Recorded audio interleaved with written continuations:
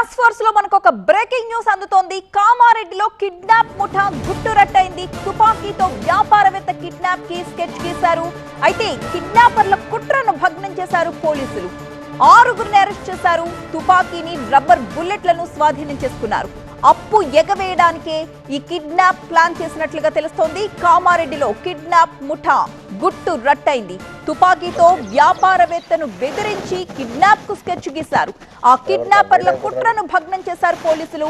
6గురిని అదుపులోకి తీసుకున్నారు. వారి దగ్గర నుంచి ఒక తుపాకీని, రబ్బర్ బుల్లెట్లను స్వాధీనం చేసుకున్నారు.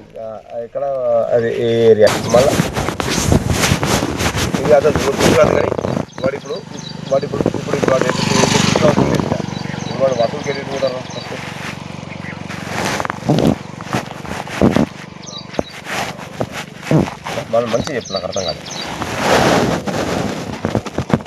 డ్రైవర్ కాల్ ఏ టైం కొట్టాడు? మధ్యాహ్నం పూటనా?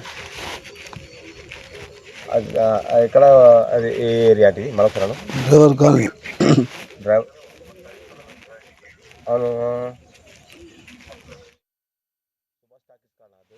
ఒక చిన్న ఆపరేషన్ చేసి ఆర్మ్స్ తోటి కిడ్నాప్ చేసే ఒక గ్యాంగ్ ని పట్టుకోవడం జరిగింది.